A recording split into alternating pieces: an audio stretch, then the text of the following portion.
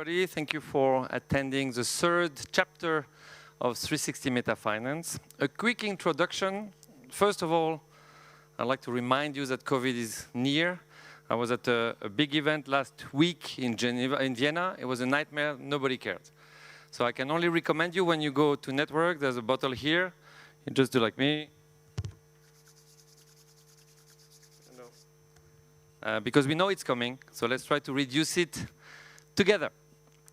Just as an introduction, I would like to thank our speakers today. First, we have Nadia Manzari. She has worked during 17 years at CSSF, and she was part of the head of innovation. So she really knows how the regulation in, for example, crypto assets was born. And it's going to be very interesting to see what she has to share with us. And in the meantime, she became a lawyer, and I guess she's extremely busy with all those new technologies. We have Grbic, which is, he worked during 9 years at Dexia, and 4 years at Kerkhoff, and 9 years at Fortuna. And since April this year, he became CEO of ABBL. And Robert, I think everybody knows him here. If not, what I can say is he's within the group, whatever the name was, because at the time it was Fortis, since 2002. And as you all know, he's a natural-born entrepreneur. I enjoy every time we talk together. There's some vision, there's some drive, and I think it's going to be really interesting to hear what he has to say about the future of finance today. Just a little innovation, you know, we like to do that. Here we brought a green screen on stage, and because it's a French bank, we were thinking maybe we could make it look like we were in Paris. But we're in Luxembourg, so actually I'd like to see the Kirchberg instead. And just before we start the question, we can start with the real branding of 360Metafinance, which you have here. And you see that you can even zoom on my face. It's, I believe, the kind of effect we can use for our conferences. So let's jump into it.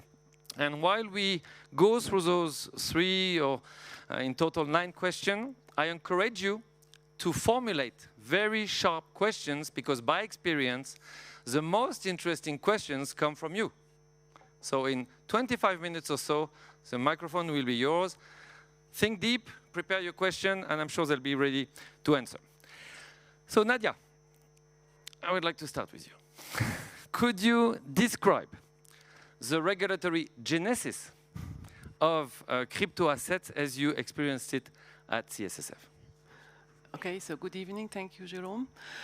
Yes, if you want me to talk about the regulatory genesis, I think we have to go back 10 years or more. Oh no, 10 years, it's now, we are 2022, 2012, when it really already started to, when people talked about crypto assets and blockchain. And at that time, I must say, I was in the payments department at the CSSF. I was leading the payments department at the CSSF, and also used to work already with technologies and implementation of technologies in the financial sector. And I was really, I must say, fascinated by the blockchain technology and by the possibilities it could provide once mature. I was at that time less convinced of crypto assets or cryptocurrencies, because at that time we were not talking about crypto assets but more about cryptocurrencies. And so together with the management of the CSSF, we decided to observe what the development of the technologies and of the cryptocurrencies. And we really took the decision to try to define the services based on the technology, and also to find out whether or not this technology could really disrupt or bring forward the financial sector. So that was already 10 years back, and we have then done several assessments, and at that time we were known in 2014, the first regulator in Europe moving forward and accepting cryptocurrencies platform to be regulated in Luxembourg. So and it was really not an easy thing to do, because I don't know if you remember, people were discussing at the time, is it a currency, is it a means of payments, is it a crypto asset? Is it a financial instrument? So at that time, it was really, the fact that it would be a financial instrument was really not accepted at all and quite discussed. But we found that while assessing the business model, we realized that the actors, the platforms as such, were providing payment services while allowing the consumers to buy crypto assets. And so that was at that time the best solution available in order to catch them, to regulate them in Luxembourg. As I said, it were pretty rapidly clear that they were providing financial services, pretty different ones, but it was in general, it was a financial service. So we have this position in Luxembourg that every financial service has to be regulated because you cannot create an unlevel playing field. So that was the first solution at that time to gather them in that framework. As I said, we were then known as a first mover in that sector, and having done the assessment and having communicated on that in 2014, the first platform has been authorized in 2016, talking about Bitstamp, and the second one in 2018, Bitflyer, by the Minister of Finance. So over the years, afterwards on the blockchain technology, Luxembourg has also already, we started working on draft bills at more or less the same time, I would say a year later, 2017.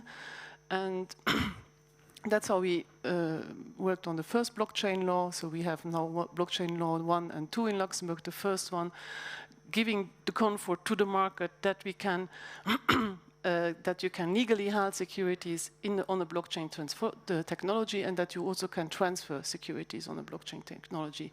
And 2 years later, yes, exactly in 2021, we have issued a law which gives you the confirmation that you can also issue dematerialized securities on the blockchain technology. So the aim of those laws were to give comfort to the market, to the actors on the market, that while providing their financial services, now not talking about crypto specifically, but really providing their traditional financial services, they could use the blockchain technology.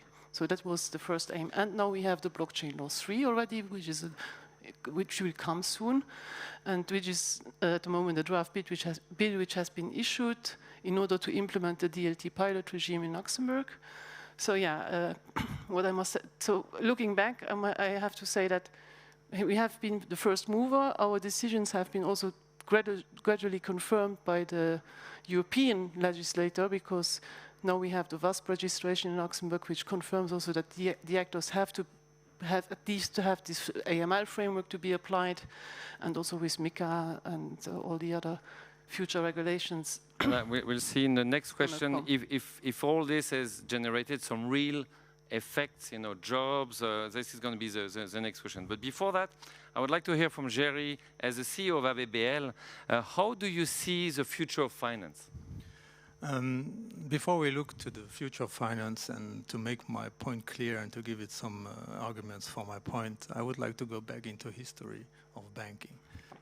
The concept of banking exists for almost 4,000 years, when trade and merchant activity came up. So there was a need for financing, and there was creation of wealth.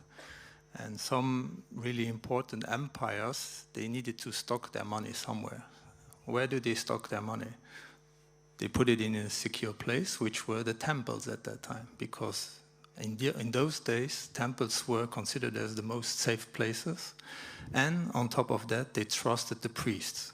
And it's another question if you have to, but that's for another panel. So the modern interpretation and concept of banking as we know today dates from the late 14th century, when the merchant and trade powerhouses like Genoa and Venice and Florence had a lot of financing needs, and were a lot of creation of wealth there. So the rich and wealthy merchants became bankers, and they became very important bankers. So there were commercial banks, but there was no regulation. There was auto-regulation, and for the centuries until today, you had a lot of crises, you had development of crisis, but every crisis brought more stability because new regulation and additional protection to consumers and clients. So my point is that history shows that the society has gone through massive and important changes, and banks were always there and participated in the changes and also had to adapt to those new realities. So today we have the problem that we need stability in the markets in order to have the confidence of our customers. So if we have no trust and no confidence, people will not put their money into the banks. And that's why stability is the most important. So if you don't show the customers that you are, that you know your business, that you control all the different topics which are important for you as a banker, that you respect regulators, then you will not be able to convince your customer to stay with you. So if we talk now about the new disruptive technologies that are in front of us, I'm quite sure that the banking sector will adapt to it, will embrace new technologies like blockchain, artificial intelligence, Internet of Things, and even robotics and virtual reality will enter into the financial sectors. So, and when bank will enter those activities, they will add stability to the market, and they will continue or will enhance the development of blockchain. Today, and I will stop there, today you see a lot of money pouring into crypto assets. A lot of speculation is being done. A lot of people lost a lot of money. Markets were not liquid. Technology was not always understood. And so a lot of people that never experienced a crisis and lost money in their investments, so I'm talking about the new generations, they experienced that for the last couple of months. And I think that this shows the importance of banks in that perspective to explain, to give a secure environment for people to invest in that. So, and that's why I think that the future of banking is bright. And so if I follow you well, there's going to be innovation to give more security and many other things, but trust remains a critical factor across centuries. Exactly. It always was and it always will be. Perfect. And Rob, as a managing director of a bank, how do you see the future of finance? If I say bright, then it will be a little bit the same story that where Jerry was ending. Now, I liked your example, by the way, of the temple. But then you said, okay, the temple, and then you said the priest. So when the custodian is the temple, then I'm the priest? That's what I thought. It's the first time that I hear this parallel. Okay, so the question, you know, how the future of finance looks like. I think, you know, let's put a step back. So I think if we look nowadays at the, I think at the situation what we are facing, let's say as a society, we have in let's say European territories, there's a war going on. We have in Ukraine they're trying to defend the let's say the Western values. Same times we see from an economical perspective that there are a lot of things going on, a lot of uncertainty in the market. We see that as well reflected by the capital markets. So I would say inflation rises. We know, you know, everybody I think here in the room as well knows what I'm trying to say. Inflation rises, interest rates rises. So there's a lot of, say, families who are currently don't have it very easy also from a purchasing power perspective.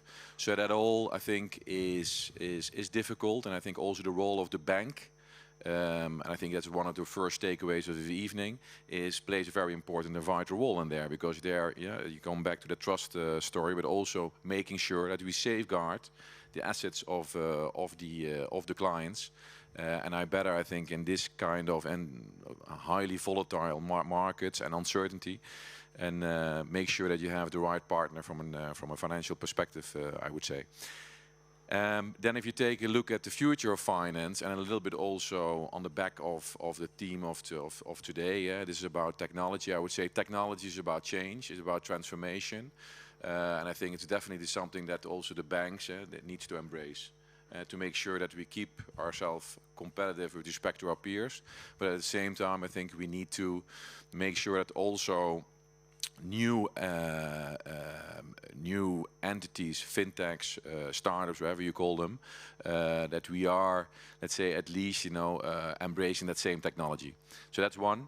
On the other side, I think what's going on, and I mentioned already a couple of things that we see in society. Also what we see in society is the climate change. So there's a lot going on there as well. So that climate change, and especially from an ESG perspective, which I think is a very critical, let's say, business driver for the upcoming years. We need to make sure that we not only have a kind of state-of-the-art, call it a sustainable finance proposition, but at the same time, we need to make sure that we, let's say, we are supporting our clients in that sustainable transition. I think that's where the bank really, also more from a social, responsible perspective, I really see that is going to let's say, that trend is going to increase also the coming years to go. I'll stay with you a second. We had a nice discussion together with 2 startups that you can all read in the latest On the Luxembourg. And of course, a few years ago, like 5-6 years ago, it was like startups are going to kill big banks, end of the nonsense. And now, of course, we see 5 years later, nothing of this happened. And we actually look at the balance sheet of those startups. Okay, maybe Bitflyer, Bitstamp are starting to become companies, but most of the startups are still bleeding. They are not profitable. So how are big banks teaming up with startups to deal with all the technological challenges? Yeah, good question. I would say that, so you already mentioned in your introduction, right? So there was, I think, a moment where we thought they were going to be competitors, and it's going to be that disruptive that we perhaps even, the bank as such would be in danger. But I think what we see now is much more about partnership. Well, I think that is the key word that I would like to use in let's say, regarding your question. So if we look at the different domains, where, for example, security service, that's the activity I'm responsible for, we see that partnership in, let's say, in the whole value chain. From, let's say, from an ESG perspective again, from a cloud perspective, from a reporting perspective. I mean, it's everywhere, let's say, these possible partnerships. So I think that is one. Then I think you need to look at also about, okay, what are the critical success factors when you are working with a fintech or with a startup. I think there we first of all, we need to look at our own IT, let's say, infrastructure, and see, do we have certain gaps that we're not able ourselves internally to let's say, to match them or to solve them. And perhaps also our partners that perhaps have certain legacy IT that are also not able to serve. I think that's the first one, and acknowledge that you have that gap from a business and IT perspective. The second one, I would say that you need to make sure that you have an organized scouting when you are looking at these kind of startups and fintechs. You need to make sure that you match expectations from both sides and that you create that trust factor. I think that's very important. The third one, I would say, there needs to be a strong business sponsorship as well. Because at a certain moment, you're going to deal with other, let's say, certain risk you're going to take on board. You need to manage that risk. Think about, most of them don't have that let's say, that capital, that solvency. There might be a key man risk in this company because most of the time they're small. So I think that sponsorship is very, very important to make sure in the bank which is most time also, it's a big bank where there are a lot of governance as well, that you represent, you know, these, let's say, these fintechs and make sure that everybody understands the risks. And the last one, I would say that there's also it needs to be a safe and organized, let's say, framework around data, and it needs to be an integrated model. So I think this is a bit, you know, where I would say that are the requirements that we need to take in place when we are working with startup fintechs. Last, perhaps also to mention, is that acceleration, because this is one of the reasons why we are working with fintechs, because we want to go fast to the market. We have gaps in our own IT, let's say, functionalities. So we want to accelerate, and that is a possibility to use these fintechs. Not always that's possible, because we also need to make sure that we have, in the end, we have a regulatory framework, we have an internal control framework. So the banks, and it's also something which we need to have, and especially now in these, let's say, days of difficulties and volatilities and uncertainty, you better have a bank that, you know, that in the end knows his risks. And there, sometimes that acceleration that we all want, sometimes cannot happen that quick. And I would like to quote Mark Toulouse from Mangrove, which I interviewed many times, but 5 years ago he was one of the guys who said, you know, all those digital native banks will not survive, and he was the only one to say that. But his point was, it's easy to have 150,000 users in Berlin putting 20 euro in the bank account. It's much harder to get 10,000 clients with 10 million on the account. And I think he was right. How far do you trust a startup with how much money? And yeah, it's an interesting development here. So let's go back to, sorry, please. I would like to add to the situation of the neobanks. The problem is that for the last 10 years, money was quite cheap.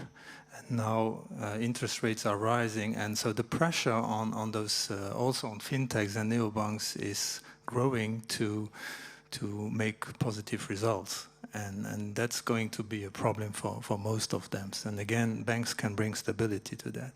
I would also add to the partnerships. I think banks have today 3 possibilities. Either they buy up companies they are interested in. Sometimes I would say they have to, because otherwise the fintech will go bankrupt. When you choose your partners, there is also a clash of culture. And I think, but there, from the banking side as well as from the fintech side, there was a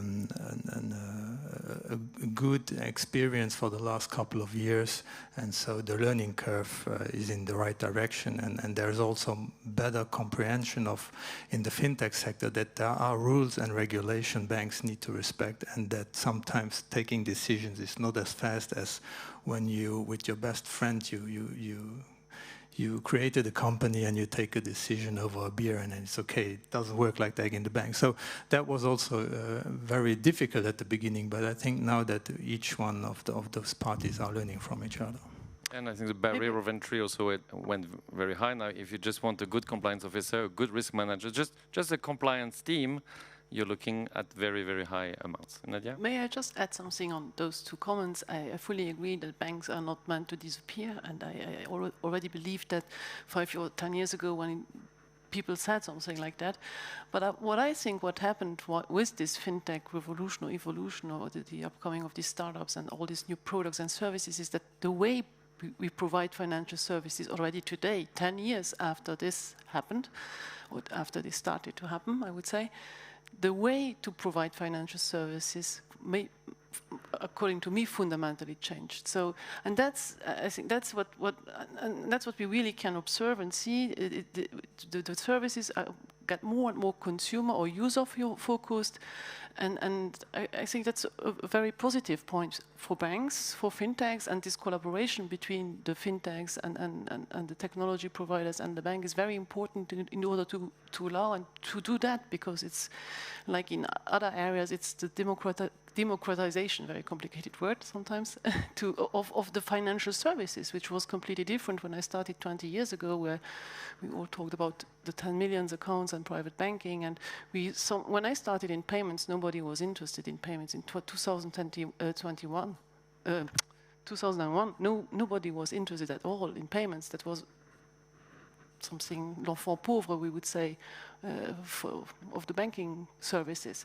And when we see how where they are nowadays, I would say that's already a very good example of an evolution, which shows that payments are important, users are important again, not only the big ones, but the entire society. So I think that's a very important change which has already happened. Yeah, and retail banking has done tremendous progress. I mean, we can all make a transfer in a click, buy your funds in a click. It's just mind-blowing. Just for those who are young, when I arrived in Luxembourg, we were paying by filling piece of paper that we were putting in the post box. And miraculously, the money arrived. It just took 5 days, but it was quite a performance.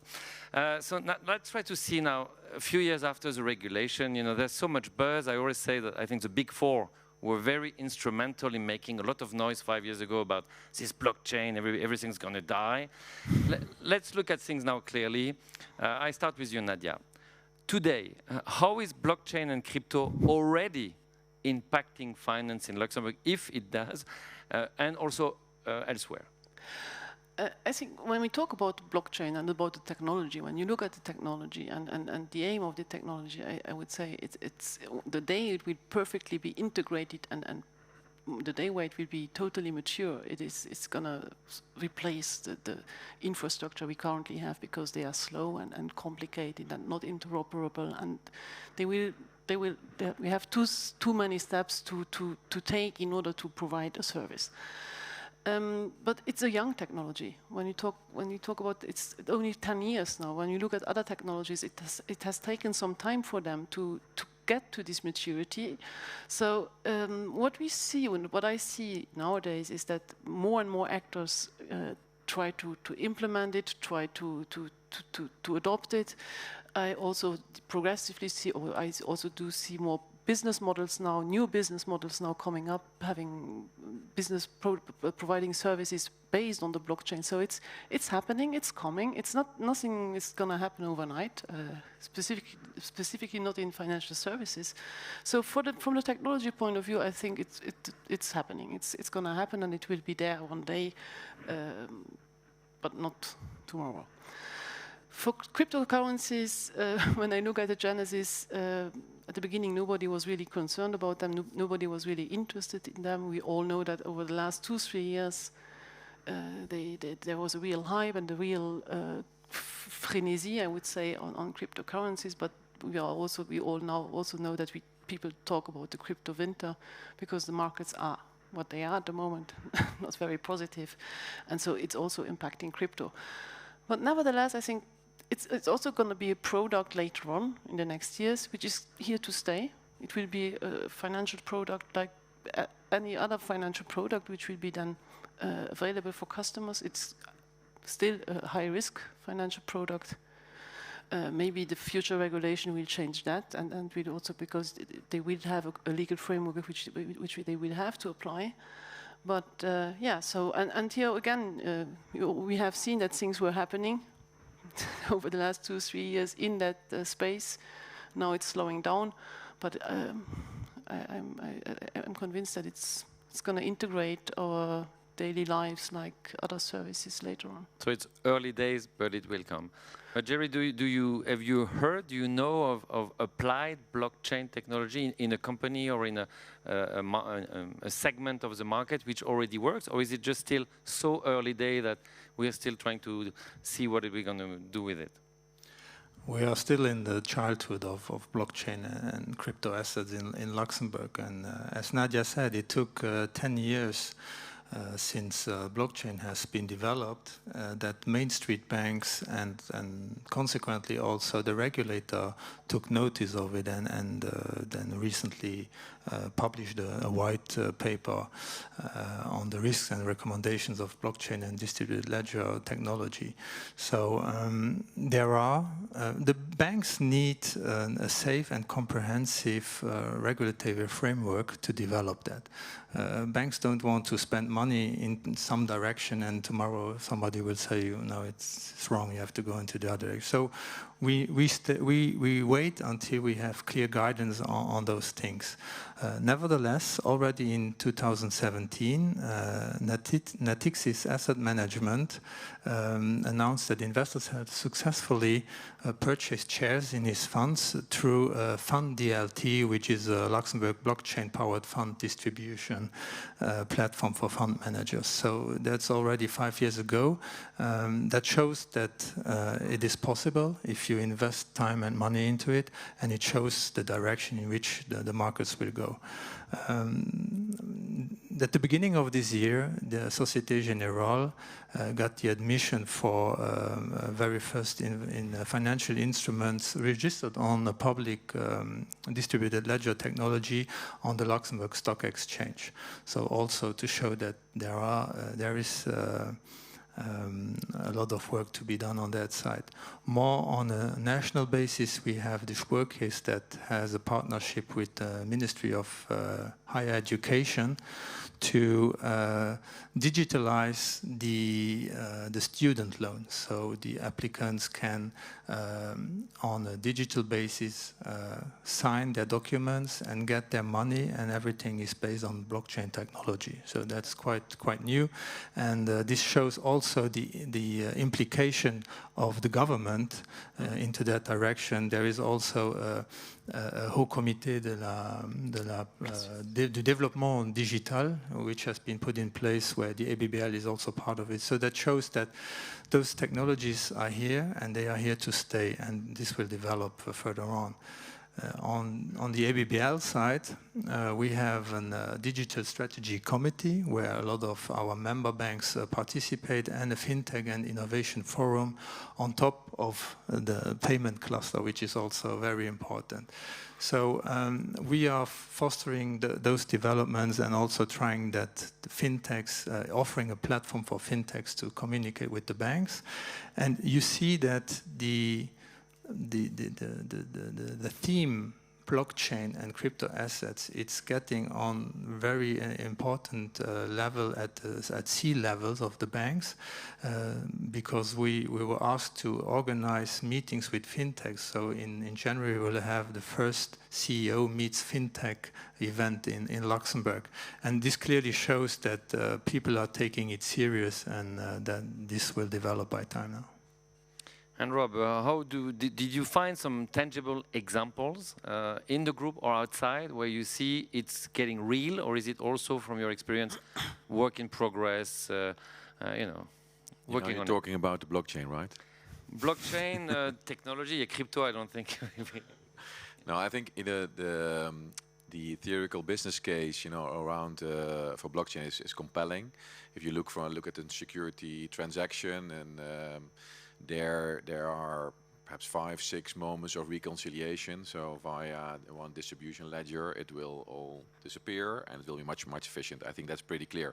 So, and indeed in Luxembourg, I think there are already, you mentioned already, a couple of initiatives also on the collateral management side. There is a company, I don't know if I need to mention a name, but Trade Finance, there is already a company that is also on the settlement phase, that they have T+0. DLT was mentioned, Fund DLT. So there are very concrete initiatives, some of them a little bit more mature than the others. And of course there has also been a lot of, buzz in the financial organizations around blockchain, because there was a lot of expectations around it. So a lot of investments went in there, and I think in the end, also from a regulatory perspective, it takes time, and it will take a little bit more time than people sometimes think. So I think that is with respect to blockchain. And then crypto, I would say say it's also there. We can say that we clearly see that there is it's impacting with security tokens. The current business. So security tokens currently are being used more for the, for the unlisted space, which is the alternative investment space, which is extremely growing here in Luxembourg. So that is already very interesting. Fund tokens are being used for the fund distribution side. So these are concrete, 2 directions of which we expect something happening in the near future. I don't want to discourage you, but I like history too, just like Jerry. I always tell the story of Benjamin Franklin, who was the first American to have electricity at home in Philadelphia. That was around 1755. And you know what he was doing with this electricity? Anybody knows? Basically, he was killing chicken, and he had some bells. So when he had guests, he would put on the electricity and the bells would ring. Because basically, it took 130 years before the light bulb was invented. So it's an example of, okay, we know it's coming. It's not going to take 130 years. Exactly, that I'm pretty sure of. We don't know. It's not going to take 20 more years. It's going to take less, but... But it's the same kind of, we know there's something big to do with it, but we're trying to figure out together what. Let's finish maybe with a last idea. I can start with you, Nadia. It's, maybe if you look into the future, do you see risk, opportunities, or do you have one big wish for all those new technologies to change our lives for the better? When you ask me the question about opportunities, I do see many opportunities. Like for the payments, I'm always getting back to payment services because it's my baby. I would say it's my first work on in the sector. But when you look what this directives brought, the opportunities we have, the new services which have come up. When we look at the future regulation on MiCA. There will be much more products and opportunities, and also for the banks as well as for new actors integrating the financial industry. So yes, there will we will see in the future. Even today, we do not know what type of services we will be providing in the 2 or next 3 years based on the these regulations which will come up. Risks, yeah, when we talk about fintech, when we talk about technology, we talk about digitalization of financial services. So the cyber risk will increase, but here again, we already have regulations, European regulations, which will address this cyber risk. I talk about the Digital Operational Resilience Act, which really will oblige all the actors and to comply with the requirements, with a proper risk management, with a proper incident reporting, with a proper third-party ICT risk management. So we will, in the next future, see this regulation coming up, which will impact banks, which will also have the benefit to harmonize all these ICT risks questions and risk management issues in Europe, which is a very, very good thing, I would say. So yeah, on the one side, you will have this technological risk, which we are already addressing, opportunities, new services, new products, new actors, and maybe also not actors falling, which will not exist. I do not really believe in that. I think the change of how we will provide financial services, the way how we will provide financial services will continue to change. If you're interested in the problem of cybersecurity, which are, of course, a moving target, I invite you to go to 360Metafinance.com, where we interviewed some white hat hackers, and it's always absolutely fascinating, from very small good habits to take to very big investments to accept early. Jerry, how do you see the future? Any big risk, any big opportunity, any big idea? I mean, one of the main challenges of the banking sector is and will remain the increasing regulation. So if you compare an average bank has around 5 times more regulation than the average fintech company. So it's clear that as banks, we appreciate when the regulator says we need more regulation for the fintechs and also those new technologies. So we are always advocating for a level playing field. So that's clearly is important for us, and it will help the industry as a whole and at the end of the day, the customer.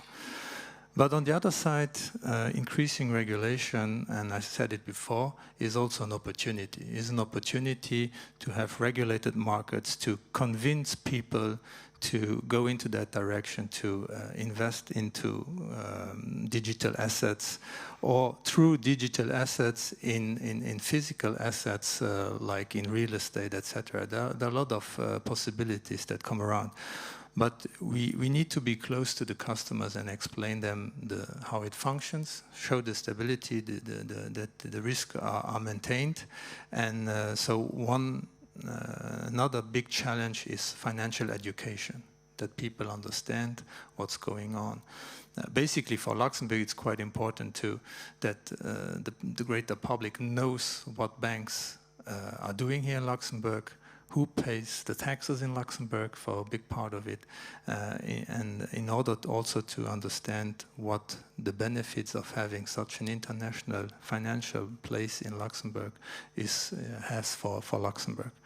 So these are challenges, but also opportunities. We talked about the legacy system. Banking activities were using mainframe computers for about 50 years. I think it's from an IT perspective, an absolute world record for those. They were developing itself, but it's a world record for using the technologies for such a long time. And so now bank have, as Robert said, we have some massive investments to do. We are not able to do it on our own, so that's why we need partnerships with fintechs. Another challenge will be talent attraction to Luxembourg. It's a large topic, so but also for those activities, if we can show those young talents that Luxembourg is an international place with a lot of opportunities, and that those new technologies will offer even more opportunities to those talents, I think it's going to be a good future for Luxembourg. Yeah, and if I can comment on that, based on the interviews we're doing right now for the upcoming Duke, I think there's a very interesting conundrum regarding regulation. I think we all agree that the last 10 years, regulation has been incredibly beneficial to Luxembourg, who has become a center of excellence. But a lot of people we interview are also saying that we need to be careful not to go too much in the other side, where trying to become so much obsessed about regulation makes us lose the DNA of Luxembourg, which is the short path, the reactivity, the quick solutions. So I think here's a conundrum which will be critical in the coming months. Yeah, maybe I can add something to that. I think that the Luxembourg regulator is quite close to the markets and to the banks. The problem lies with the European level of regulation, which is giving less and less room for, let's say, interpretation here in Luxembourg. And so basically it's a European question where banks should ask the regulator, how much stability do we need? How much capital requirements we need to have a safe banking system? Because when we always ask more, for the sake of stability, we will have banks that are very healthy, but will not give any credits, any loans anymore. So I think that's an important question the regulator should ask themselves. And based on that, I think the huge investments Europe has to do in the near future, if I consider the energy transition, digitalization, let's say strategic re-industrialization of Europe, and maybe at the end of the day reconstructing the Ukraine, which will ask for a lot of money to invest. And so maybe banks will not be able to finance that by loans on themselves, but we need educated clients, customers that are willing to invest through crypto assets or directly into equities to finance the future of Europe. Nadia, you wanted to comment? Yeah, just one comment on the regulation, and I will not deny that over the last 15 years we have really seen on the regulatory tsunami, people call that. What I've learned about regulation, and that's quite earlier at the regulator, is that in every regulation you have new opportunities. And you really, instead of just being blocked and saying it's too much. I fully agree, and it's a financial burden. I fully agree with that too, and I do see it also. It's quite hard for me to follow every day. I got the last extract of latest regulation on MiCA. It's 500 pages to read, so it's a challenge. But yeah, when you look in every regulation, there are many opportunities. The way what we have to change nowadays as a financial actor, as a bank or as a financial service provider, is that we have to look earlier into the regulations and into the opportunities which they will bring, because we have less time once they are applied to implement them, because it's not about directives anymore. Main European regulations are direct applicable laws within a 12 or 18 time frame. And that's what I always tell to my team and my customers also, is look at this. Already 2 years ago, I had a look at MiCA and it said, or the crowdfunding regulation. Look at the regulation and the opportunity it will provide to you. And then you need also, not only as a regulator to be a first mover, but also as an actor to be a first mover on that. And that will give you, and I think we have this mentality here, and that's this mentality which will give us this competitive advantage. Yeah, I think here I can address some elephant in the room, which I don't think any financial professional can say it, because people are regulated by CSSF. I'm not. Which is that the feeling is, every time there's a transposition, and we know the elephant is Gafi. It's here, it's coming, it's been coming for years. I'm wondering when it's going to come for real. And I think this has distorted the level playing field, because Luxembourg is really trying to be the best of the best. And I believe, from what I heard from professionals, this is impacting its ability to transpose in a dynamic way. I think right now it's best of the best of the best. And of course, it makes Luxembourg, I feel, or I heard, a little less competitive. And we'll give very clear example in Duke of whole departments who could have been transferred from London to Luxembourg. And some of them have landed in Paris, some of them have landed in Milano, just because those countries have been transposed in a more aggressive way, you could say. So I don't say what I... What did you say? That means that they do not respect the regulation as we do it here. So that's a positive point for us. They transposed maybe a little bit that's more. That's still more my regulator. Robert, maybe the conclusion, it's your turn to look into the future. Do you see big risks? Do you see more opportunities? The way I know you see more opportunities. Or maybe you have a big idea that you want to share with the audience right now. Yeah, now you create a lot of expectation, eh? So let's start with the opportunities. Yeah, of course, we see opportunities. That's clear. So the opportunities, and I think we discussed it today. It's around technology. The artificial intelligence. We have robotics. We have all kinds of the DLT we discussed. So there are all kinds of ways to make, let's say, our processes more efficient. I think that is one. Data. We already said as well that there is let's say, from a solution perspective, we also see there opportunities as a bank. So I think that is also something where we are working already on these kind of data solutions. Then on ESG, I mentioned we need to be the main actor, and that gives an enormous potential in the future. So these are, let's say, the opportunities that very quickly that I bring now to the table.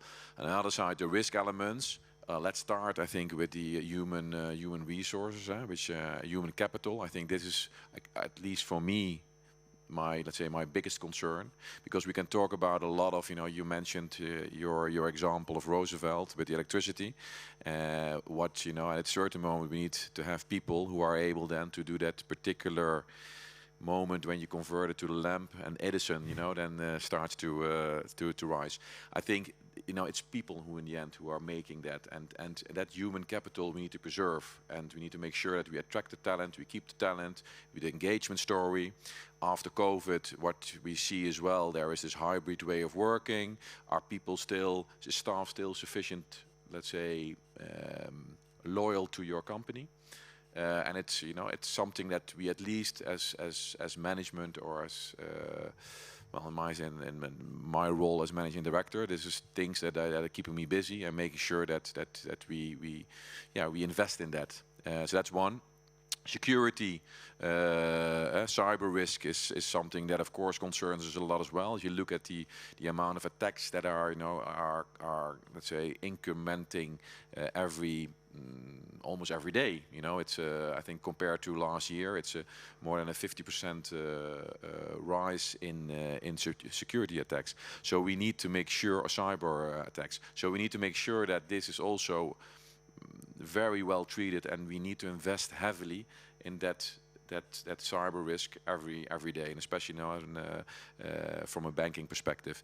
ESG risk, I mentioned as an opportunity. At the same time, we need to be it's also pitfall, because you know, I think the biggest sin at the moment is when you are, in the end, you're doing greenwashing, and that will not be forgiven by the market, by the employees even, because people are looking for a purpose as well. So you need to make sure that you walk the talk. It's not only talking about, you're very good in that. I mean, a lot of buzzwords, you know, in the financial, and you really need to make sure that there you are 100% committed and engaged. And then perhaps the last one is the big tech competition.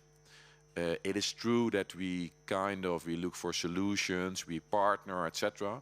At the same time, it's pretty disruptive. And if you look at let's say, the budgets of these companies, and again, you know, I'm not going to mention names, but you know, one big company that we all know. I mean, it has a profit that is 2 times more than all the revenues together of the security services. So you talk about 76 billions of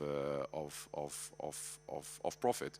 So imagine what kind of investment, you know, this. So we need to be sure that we also there, we constantly are being vigilant and be sure that we are competitive and partner then in the end with the right choice of partnership.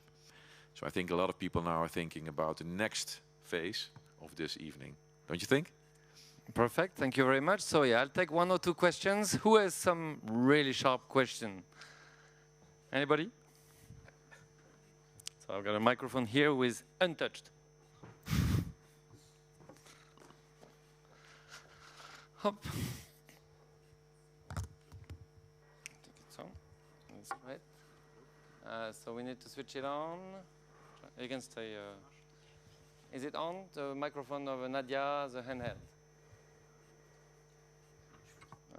Otherwise, I give you mine. Otherwise, I give you mine, but you'll wash your hands after. In my mouth. Then it's too late. So I have Nothing personal about the washing of hands. No, that's okay. I will wash that as well. So no, you wanted practical questions. After the merge, the Ethereum, because it's based on deposits and no more mining, would you consider that this should be now a security, a currency or not? I know the thinking has started in the US to reconsider this one. Has that type of thinking also started to change in Europe or not yet? So the recent change they operated last week, you're talking about, from the proof of work to proof of stake.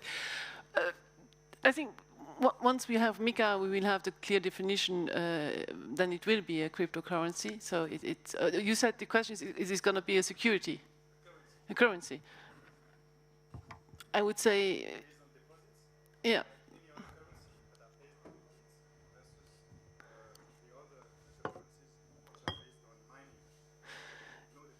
In MiCA, it is, yeah, with a basket of currencies or securities in it. According to the upcoming MiCA, it will then be considered as depending on how it is structured, an e-money token or an asset reference token. If it's now considered being a financial instrument, yeah, I would say, yeah, it's more going to fit in that definition of MiCA at the moment. But yeah, the discussions in Europe, I would say the discussion were more on the climate-friendly blockchain than now on these currency issues. Another question? One here.